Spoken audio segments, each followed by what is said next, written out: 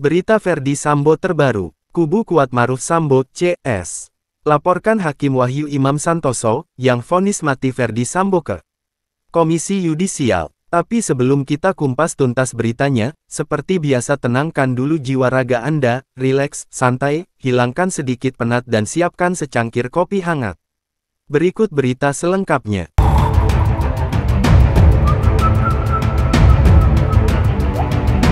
Terbaru, kubu Kuatmaruf melaporkan Hakim Pengadilan Negeri Jakarta Selatan PN Jaksel Iman Santoso yang vonis mati Ferdi Sambo ke Komisi Yudisial alias KY. Ya, Wahyu Iman Santoso dilaporkan atas dugaan pelanggaran etik ke Komisi Yudisial KY.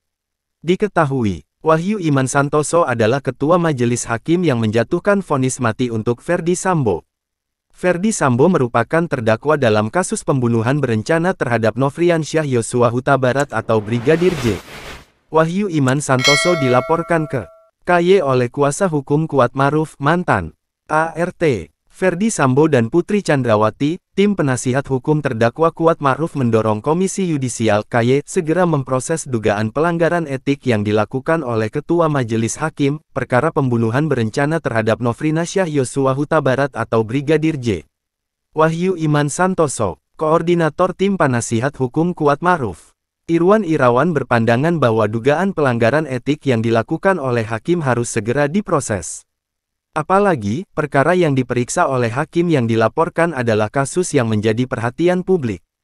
Sebagaimana isi laporan kami, hal ini harus segera diproses oleh KY karena terkait dengan kode etik Hakim saat memimpin sidang, ujar Irwan Irawan kepada Kompas.com, Jumat tanggal 17 Februari tahun 2023. Perkara ini menjadi perhatian publik, yang pastinya berdampak pada citra lembaga peradilan, kata Irwan Irawan. Adapun Komisi Yudisial KY menyatakan bakal melakukan pemeriksaan atas laporan yang disampaikan tim penasihat Kuatmaruf terhadap Majelis Hakim Pengadilan Negeri PN Jakarta Selatan. Wahyu Iman Santoso, pemeriksaan laporan itu dilakukan pasca sidang perkara pembunuhan berencana terhadap Brigadir J yang dipimpin Wahyu Iman Santoso terhadap 5 orang terdakwa termasuk Kuatmaruf telah selesai. Seiring dengan proses peradilan yang sudah selesai, KY akan proses kelanjutannya. Namun, belum serta-merta langsung masuk pada pemeriksaan Hakim, ujar juru bicara KY, Miko Ginting saat berbincang dengan Kompas.com, Kamis tanggal 16 Februari tahun 2023. Miko mengungkapkan bahwa pemeriksaan laporan yang disampaikan kubu Kuatmaruf tersebut akan terlebih dahulu diputuskan dulu oleh sidang panel. Sidang itu dilakukan untuk melihat apakah laporan atau informasi yang disampaikan ke KY dapat ditindaklanjuti untuk pemeriksaan atau tidak. Pemeriksaan laporan ini tahap awal sekali.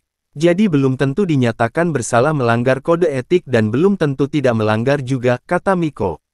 Semuanya berbasis pada hasil pemeriksaan dan juga keterangan dari Hakim terlapor nantinya, ujarnya lagi. Diketahui, kubu Kuatmaruf mengadukan Hakim Ketua Persidangan kasus pembunuhan Brigadir J, Wahyu Iman Santoso, ke KY atas dugaan pelanggaran kode etik. Tim kuasa hukum Kuatmaruf, Irwan Irawan menilai, Hakim Wahyu melanggar pasal 158 Kitab Undang-Undang Hukum Acara Pidana KUHP. Pasal tersebut berbunyi, Hakim dilarang menunjukkan sikap atau mengeluarkan pernyataan di sidang tentang keyakinan mengenai salah atau tidaknya terdakwa. Dengan ini perkenan melaporkan terjadinya pelanggaran kode etik dan perilaku Hakim yang dilakukan Ketua Majelis Hakim pada Pengadilan Negeri Jakarta Selatan, yang memeriksa perkara pidana dengan register 800 PIT, B-2022-PN.JKT, sel tulis surat aduan yang dikirim Irwan Irawan kepada Kompas.com, Kamis tanggal 8 Desember tahun 2022. Penasihat hukum Kuatmaruf menilai Hakim Wahyu sudah mengeluarkan pernyataan tentang keyakinan kliennya. Kemudian, Hakim Wahyu juga dinilai melanggar kode etik dan pedoman perilaku Hakim nomor 047 KMA-SKBIV 2009 dan 02-SKB-P.KY 4 2009 atau disebut Peraturan 2009. Sikap dan perilaku Hakim yang diduga melanggar etika, sebagaimana yang telah diuraikan tadi, telah disiarkan secara luas dan dipublikasikan di sejumlah pemberitaan media, kata Irwan. Perilaku tersebut, kata Irwan, telah menyebabkan dampak negatif terhadap persidangan, khususnya institusi Pengadilan Negeri Jakarta Selatan. Sehingga, diperlukan ketegasan Komisi Yudisial Republik Indonesia, untuk menjaga moral dan etika hakim, sekaligus menjaga etika dan profesionalisme hakim, serta menjaga kewibawaan peradilan Indonesia, kata Irwan Irawan. Kuatmaruf merupakan satu dari 5 terdakwa yang dinyatakan berbukti secara sah dan meyakinkan melakukan pembunuhan berencana terhadap Brigadir J. Selain Kuatmaruf, terdakwa lainnya adalah Ferdi Sambo, Putri Chandrawati, Richard Eliezer atau Baradae dan Ricky Rizal atau Bribka RR. Kuatmaruf divonis 15 tahun penjara. Ferdi Sambo divonis hukuman mati. Putri Chandrawati divonis 20 tahun penjara.